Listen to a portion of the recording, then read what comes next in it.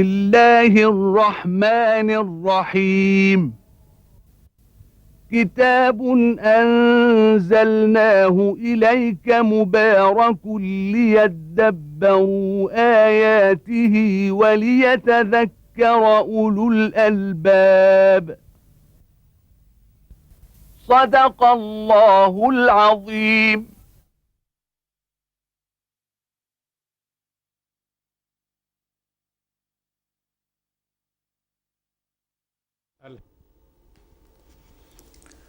الحمد لله رب العالمين، والصلاة والسلام على المبعوث رحمة للعالمين سيدنا ونبينا محمد وعلى آله وأصحابه ومن اهتدى بهداه وعمل بالسنة إلى يوم الدين. وبعد، فيقول الله تبارك وتعالى: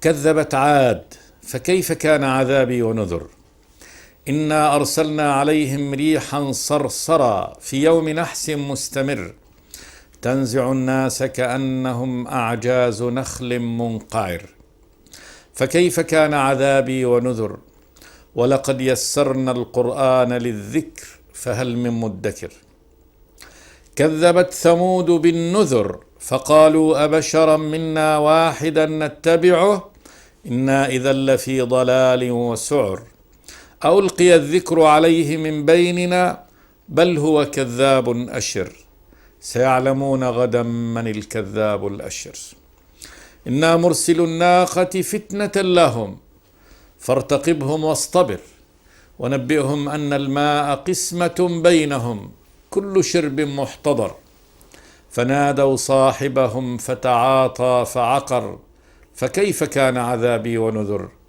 إنا أرسلنا عليهم صيحة واحدة فكانوا كهشيم المحتضر ولقد يسرنا القرآن للذكر فهل من مدكر. يذكر الله تبارك وتعالى هنا كيف أهلك قوم عاد ثم ثمود، وذلك بعد أن ذكر الله تبارك وتعالى في هذه السورة، سورة القمر، كيف كان إهلاك قوم نوح. وكل هذا جاء في معرض النذارة لهؤلاء المكذبين من العرب الذين أتتهم هذه الآيات. بدأ الله تبارك وتعالى هذه السورة، سورة القمر، قال: اقتربت الساعة وانشق القمر، آية من آيات الله تبارك وتعالى أراهم الله إياها في مكة. وقال جل وعلا: وإن يروا آية يعرضوا ويقولوا سحر مستمر، أي أن النبي محمد دائما سحرنا بسحره المستمر.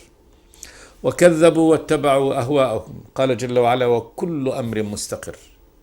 لا بد أن هذه يعني ما توعدهم الله تبارك وتعالى به لا بد أن يأتي، هذا أمر مستقر. كل خبر من أخبار الله تبارك وتعالى لا بد له وقت يأتي فيه وينتهي فيه. ولقد جاءهم من الأنباء ما فيه مزدجر حكمة بالغة فما تغني النذر. فتولى عنهم يوم يدعو الداعي إلى شيء نكر يوم القيامة، يخرجون من الأجداث كأنهم جراد منتشر مهطعين إلى الداع يقول الكافرون هذا يوم عسر. ثم ذكر الله تبارك وتعالى مصارع الغابرين. أولا قوم نوح، قال: كذبت قبلهم قوم نوح فكذبوا عبدنا أي نوح وقالوا مجنون وازدجر فدعا ربه أني مغلوب فانتصر ففتحنا أبواب السماء بماء منهمر وفجرنا الأرض عيونا فالتقى الماء على أمر قد قدر وحملناه على ذات ألواح ودسر. سفينة خشبية من الألواح والدسر، لكن حملها الله تبارك وتعالى في وسط هذه اللجة تجري بأعيننا جزاء لمن كان كفر. هذا الغرض. ولقد تركناها آية فهل من مدكر فكيف كان عذابي ونذر ولقد يسرنا القرآن للذكر فهل من مدكر. وتتكرر هذه الفاصلة: ولقد يسرنا القرآن للذكر، مع إهلاك الله تبارك وتعالى لكل قوم من المعاندين المكذبين. وكل هذا تبصرة للعرب الذين يخاطبهم الله تبارك وتعالى بهذا القرآن. قال جل وعلا: كذبت عاد، قبيلة عاد العربية التي كانت تسكن في الأحقاف في جنوب الجزيرة، ما يسمى الآن بالربع الخالي. فكيف كان عذابي ونذر، كيف كان عذاب الله تبارك وتعالى وإنذاره لهم الذي جاء على لسان نبيهم هود عليه السلام. قال جل وعلا: إنا أرسلنا عليهم ريحا صرصرا. لما استكبروا وعاندوا الرب تبارك وتعالى وقالوا: يا هود ائتنا بما تعدنا إن كنت من الصادقين. الآية الأخرى إن كنت من المرسلين جاءتهم عقوبة الله تبارك وتعالى.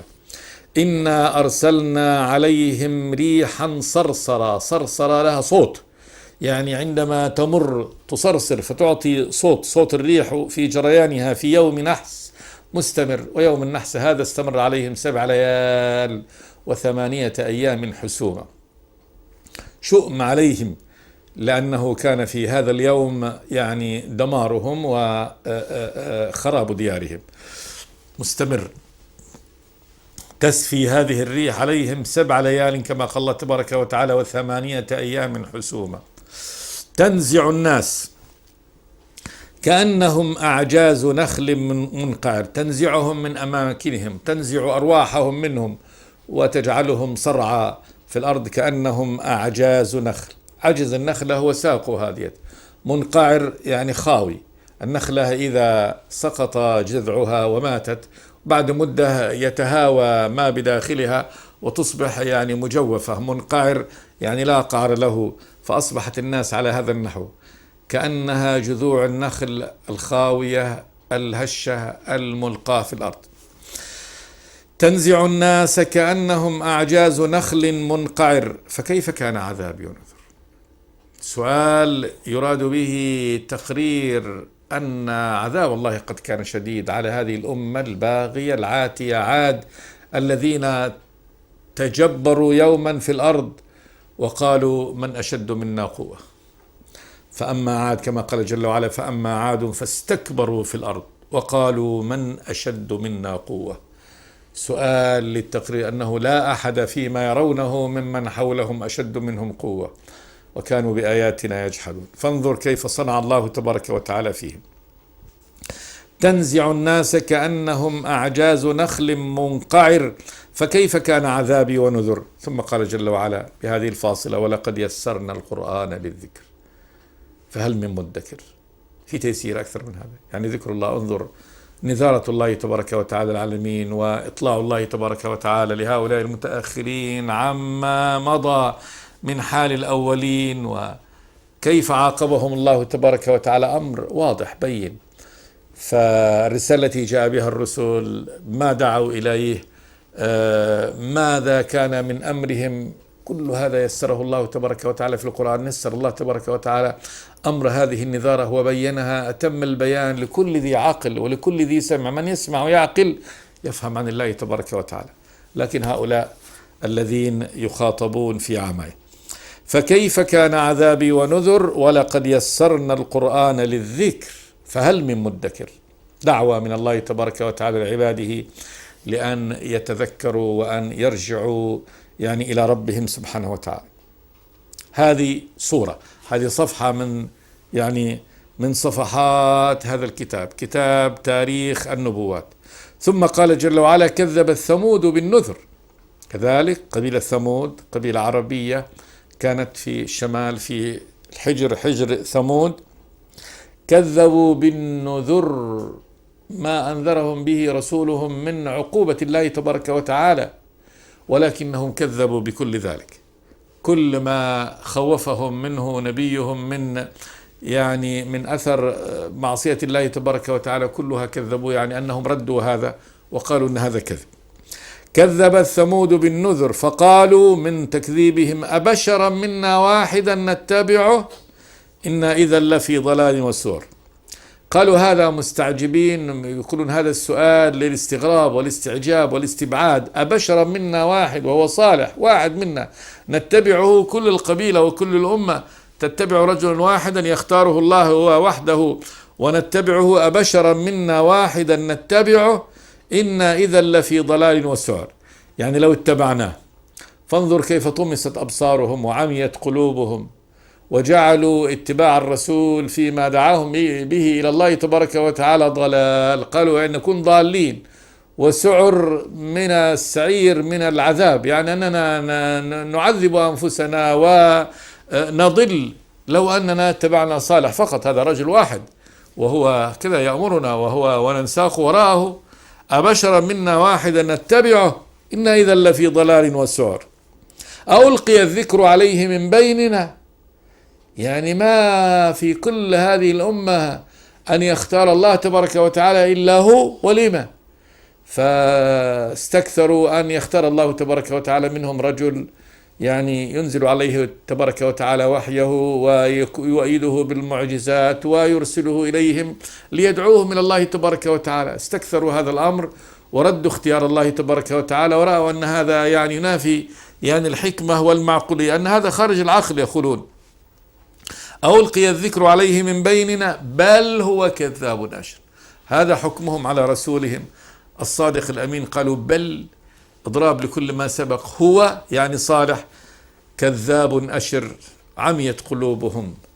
وانظر هؤلاء الأغبياء السفهاء بل المجرمين يعني العاتين كيف يعني حكموا على رسولهم بأنه كذاب أشر، يعني ظاهر الكذب ولا خفاء فيه، لا خفاء في شأنه، في شأن صالح أنه كذاب أشر.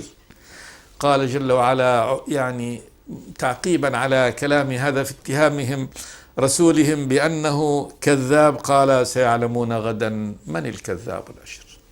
بكرة يعرفوا،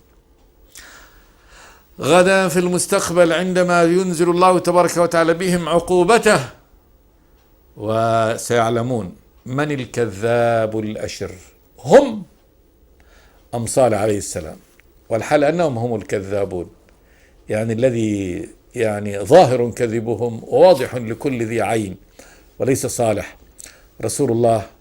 فإن رسل الله تبارك وتعالى كلهم من أهل الصدق ومن أهل الأمانة ومن أهل النصح لقومهم، وليس فيهم من يكذب على الله تبارك وتعالى. سيعلمون غدا من الكذاب الأشر، هم أم رسولهم صلوات الله والسلام عليه.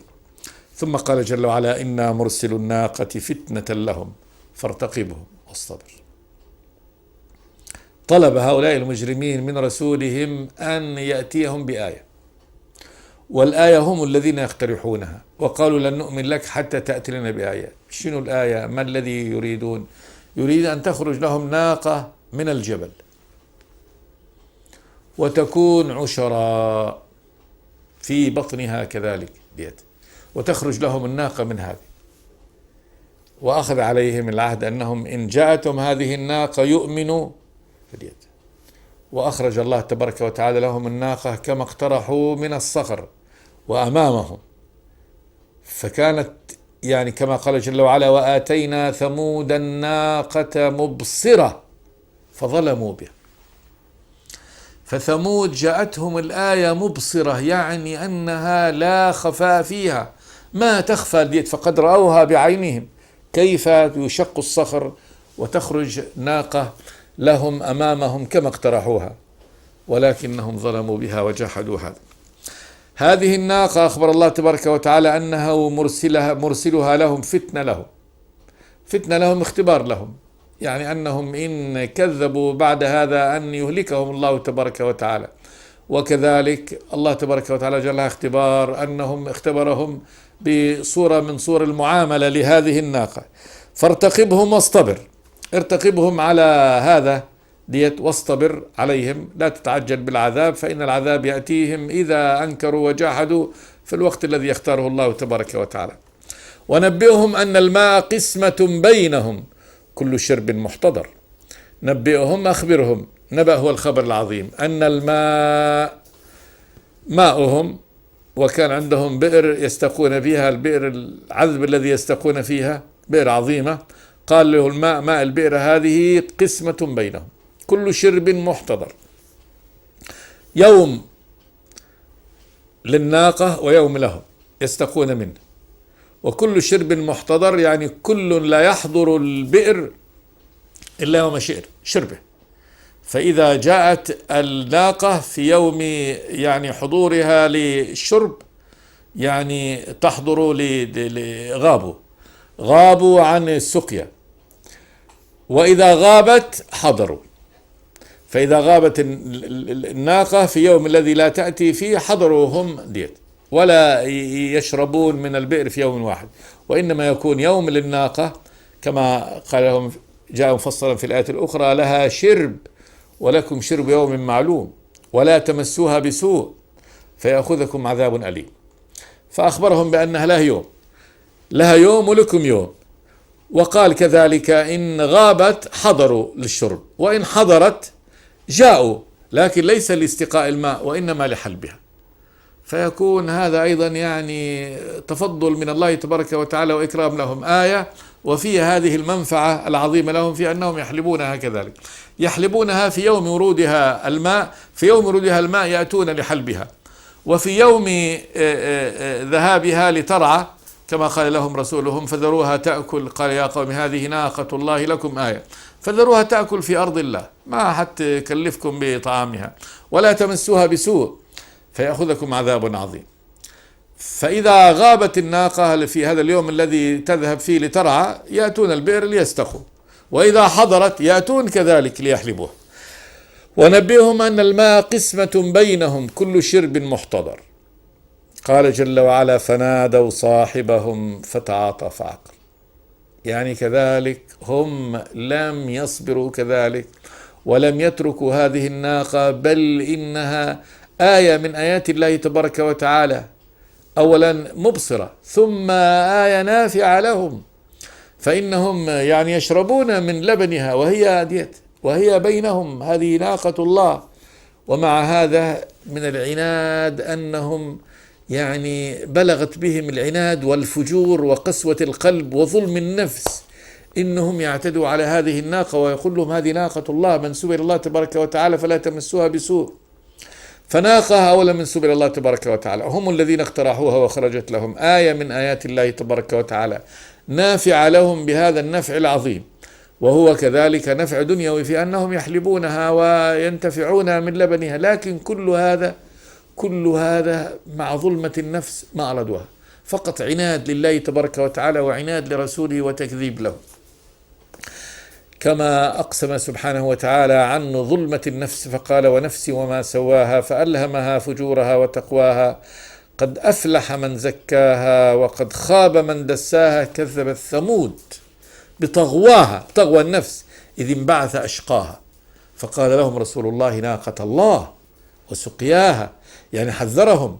ومع هذا إلا أنه انبعث أشقى القبيلة، يعني أشقى ثمود، ليقتل الناقة فقط، اللي يريد أن يسكت يعني صالح وأن يوقف دعوته إلى الله تبارك وتعالى، ولا يطيقون أن تقال أن هذه آية من آيات الله تبارك وتعالى بين أظهرهم. والذي يعني خرج لها ليقتل هذه الناقة ويعقرها، النبي يقول رجل عارم منيع في قومه كالأسود بن زمعة، يعني كما كان الأسود بن زمعة رجل عارم قوي جدا قوي البدن ومنيع في قومه، خرج لها يعني أشقى ثمود رجل منيع في قومه، يعني له عصبة كبيرة يحمونه وهو شديد القوة، وقال ما تقعد هذه الناقة لا بد من قتلها، وذهب لها فعقرها. فلما عقرها عدوانا وظلما على هذا النحو واعتدى على آية من آيات الله تبارك وتعالى وناقة منسوبة إلى الله تبارك وتعالى، عند ذلك أخبر الله رسوله بأن هؤلاء لا يمكثون في في في في في مكانهم هذا وفي ديارهم إلا 3 أيام. فقال لهم رسولهم صالح عليه السلام قال تمتعوا في داركم 3 أيام، ذلك وعد غير مكذوب، بس مهلتكم في البقاء في دياركم ودوركم وزراعاتكم وثماركم وكذا، بس مهلتكم 3 أيام ثم لا بد أن يأتيكم العذاب. قال جل وعلا فنادوا صاحبهم المجرم الذي قام لقتل هذه الناقة، هذا رجل، فتعاطى فعقر، تعاطى سكينة وأخذ شيئا من هذه وعقر الناقة، كما قال تبارك وتعالى فعقروا الناقة وعتوا عن أمر ربهم وقالوا يا صالح ائتنا بما تعدنا إن كنت من المرسلين. يعني تحدي على هذا النحو، عقروا الناقة وقالوا لله هات العذاب الذي تعدنا به، فقال لهم تمتعوا في داركم 3 أيام، ذلك وعد غير مكذوب.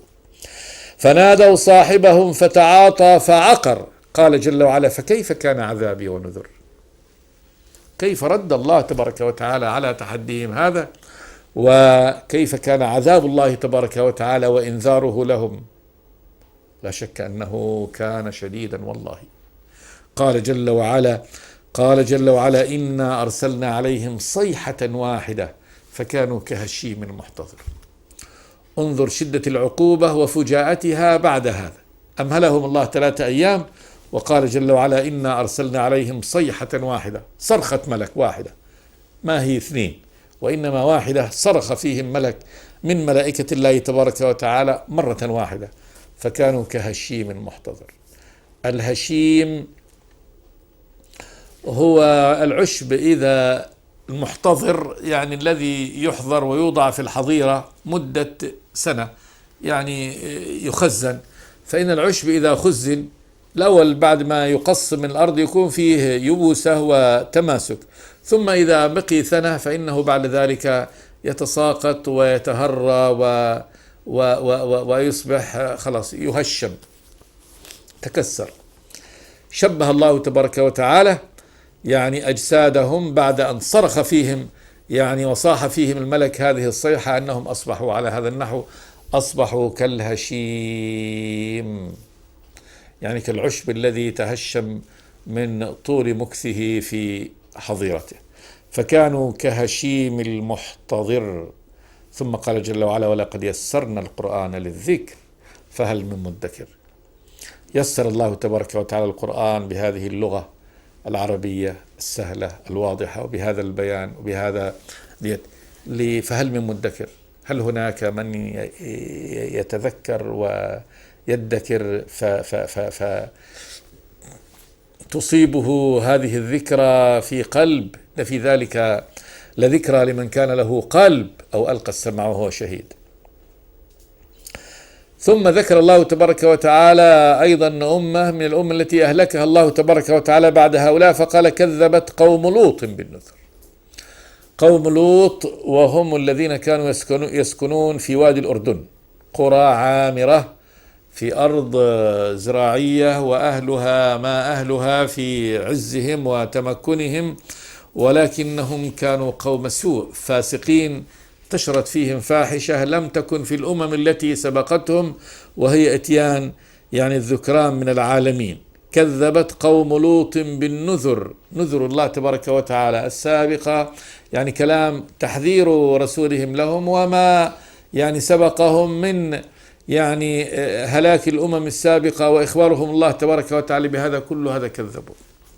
كذبت قوم لوط بالنذر. قال جل وعلا إنا أرسلنا عليهم حاصبا إلا آل لوط نجيناهم بسحر. طوى الله تبارك وتعالى صفحتهم، وهنا ذكر الله تبارك وتعالى العقوبة مباشرة، ولم يأتي هنا طبعا استرسال في القصة، لأن القصد هنا في سياق هذه السورة، سورة القمر، هو بيان عقوبة الله تبارك وتعالى، وكيف أن الله تبارك وتعالى يعاقب المكذبين، وخاصة بعد يعني أن تأتي الآيات. وهذا إنذار لقريش الذين رأوا هذه الآية، آية انشقاق القمر، ولكنهم كذبوا بعد ذلك. فلينظروا إن كل أمة من الأمم السابقة أتتها يعني الآية من الله تبارك وتعالى والنذار وكذبوا، جاءهم العذاب بعد ذلك، فكان هذا إنذار. فلذلك جاءت السورة تطوي هذه الصفحات، ويذكر الله تبارك وتعالى الرسول، ثم هلاك يعني الأمة المكذبة من أمته. كذبت قوم لوط بالنذر. قال جل وعلا مباشرة إنا أرسلنا عليهم حاصبا إلا آل لوط نجيناهم بسحر. الحاصب هو الحصباء التي حصبتهم، وهي حجارة الطين التي يعني أصابت كل أحد منهم، فكما في قول الله تبارك وتعالى لنرسل عليهم حجارة من طين مسومة عند ربك للمسرفين. فهي حجارة أصلها من الطين، ولكنها حجارة من طين خبيث فيها سمهم وفيها قتلهم، حصبهم الله تبارك وتعالى بها فأصابت كل أحد منهم فأهلكات. إنا أرسلنا عليهم حاصبا إلا آل لوط، لوط وابنتاه، بس هذول فقط هي المؤمن، هي بيتهم واحد المؤمن، نجيناهم بسحر. قال جل وعلا نجيناهم من العذاب بسحر في وقت السحر. في وقت السحر وقت الهدأة هذه أمرهم الملائكة بأن يخرجوا من هذه القرى خارجا، فإن الله تبارك وتعالى مهلكهم. فقد قالوا يا لوط إن رسل ربك لن يصلوا إليك فأسر بأهلك بقطع من الليل واتبع أدبارهم ولا يلتفت منكم أحد وامضوا حيث تؤمرون وقضينا إليه ذلك الأمر أن دابر هؤلاء مقطوع مصبحين. هذا قضاء الله تبارك وتعالى فيهم. فقالوا أنت أخرج أنت وأهلك ولا تأخذ امرأتك وأن تكن في ظهرهم لا تنظروا خلفكم ثم امضوا حيث تؤمرون حيث أمركم الله تبارك وتعالى. وقالوا له إن دابر هؤلاء دابرهم يعني آخرهم. فدابر القوم هو من يأتي في آخرهم مقطوع، ومعنى هذا سيستأصل جميعا، لأنه إذا قطع دابر القوم فإنهم قد هلكوا جميعا. إن دابر هؤلاء مقطوع مصبحين. فقال جل وعلا هؤلاء أهلكناهم إنا أرسلنا عليهم حاصبا إلا آل لوط نجيناهم بسحر نعمة من عندنا، نعمة من عندنا على المؤمنين. وانظر عناية الله تبارك وتعالى بهؤلاء القوم، ما جعل الله تبارك وتعالى العذاب يعم الجميع مؤمنهم وكافرهم، وإن كان سينجي المؤمنين يوم القيامة، لكن من لطفه وإحسانه وبره سبحانه وتعالى بعباده المؤمنين فإن الله أخرج هؤلاء المؤمنين خارجا ثم دمر الآخرين سبحانه وتعالى. إنا أرسلنا عليهم حاصبا إلا آل لوط نجيناهم بسحر نعمة من عندنا أي لآل لوط كذلك نجزي من شكر. كذلك كهذا الجزاء في أن الله تبارك وتعالى أنقذهم وأخرجهم من عذاب الدنيا، هذا نجزي من شكر لوط عليه السلام وأهله الذين كانوا شاكرين الله تبارك وتعالى. ثم قال جل وعلا عن لوط ولقد أنذرهم بطشتنا فتماروا بالنذر.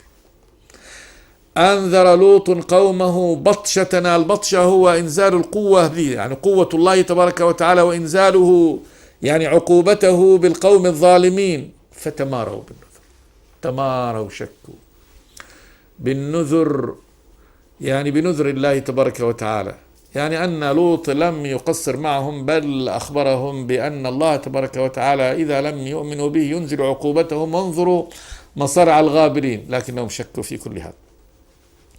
فتماروا بالنذر. قال جل وعلا ولقد راودوه عن ضيفه فطمسنا أعينهم فذوقوا عذابي ونذر، يعني أن هذا عذاب قبل العذاب. فإنه لما جاءه الملائكة الذين أرسلهم الله تبارك وتعالى لإلهك هؤلاء القرى وجاءوهم في صورة فتيان، وكان هؤلاء القوم مجرمون يعني يعتدون على كل عابر سبيل عندهم، فظنوا أن هذا صيد ثمين وجاءوا في ظنهم أن يعني يفعلوا بهم الفاحشة، وحماهم لوط ووقف يعني سدا لهم ومنعهم وقال هؤلاء ضيفي فلا تفضحون. وجادلوه في ديت قالوا أولم ننهك عن العالمين، نهيناك أن تجير أحدا وأن تدخل أحدا في بيتك وأنك تعلم ما نريد. وأرادوا أن يخلي بينهم وبين يعني هؤلاء.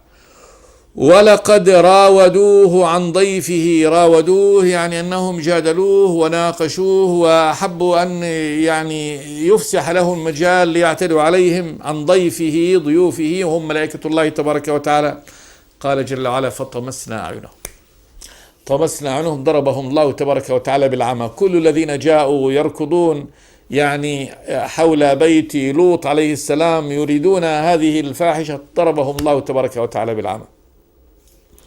فطمسنا أعينهم فذوقوا عذابي ونذر. ذوقوا، قاسوا هذا العذاب، ذوقوه الآن بكل الأحاسيس وليس الذوق فقط باللسان، بكل إحساسهم. ذوقوا عذابي، عذاب الله تبارك وتعالى، ونذر ونذارته، أن نذارته ليست تهويشا وليست مجرد تخويف، وإنما أمر لابد أن يقع ويقع. فذوقوا عذابي ونذر. ثم قال جل وعلا ولقد صبحهم بكرة عذاب مستقر. هذا العذاب جاءهم في الليل، وهو أن الله تبارك وتعالى ضرب أعينهم كما قال جل وعلا وجاءه قومه يهرعون إليه ومن قبل كانوا يعملون السيئات قال يا قوم هؤلاء بناتي هن أطهر لكم فاتقوا الله ولا تخزوني في ضيفي أليس منكم رجل رشيد. وعند ذلك لما اشتكى إلى أضيافه وقال لو أن لي بكم قوة أو آوي إلى ركن شديد قالوا يا لوط إن رسل ربك لن يصلوا إليك فأسر بأهلك بقطع من الليل واتبع أدبارهم ولا يلتفت منكم أحد وامضوا حيث تؤمرون وقضينا إليه ذلك الأمر أن دابر هؤلاء مقطوع مصبحين. الشاهد هنا أن الله تبارك وتعالى قال ولقد راودوه عن ضيفه فطمسنا أعينهم فذوقوا عذابي ونذر ولقد صبحهم أي في الصباح بكرة في البكور عذاب مستقر، عذاب باقي لا ينقطع، وذلك أن الله أهلكهم وأدخلوا إلى النار رأسا، فإن كل الأمم التي أهلكها الله تبارك وتعالى يهلكها في الدنيا، العذاب يصيبها في الدنيا وكذلك يصيبها في الآخرة، كما وقف النبي صلى الله عليه وسلم على أهل بدر وقال يا فلان يا فلان يا فلان من الذين قتلوا في القليب الذين رفعوا هل وجدتم ما وعد ربكم حقا فإني وجدت ما وعدني ربي حقا. فقال الله ولقد صبحهم بكرة عذاب مستقر فذوقوا عذابي ونذر ولقد يسرنا القرآن للذكر فهل من مدكر. نقف هنا وصلي وسلم على عبد الله ورسوله محمد والحمد لله رب العالمين. بسم الله الرحمن الرحيم. كتاب أنزلناه إليك مبارك ليدبروا آياته وليتذكر أولو الألباب. صدق الله العظيم.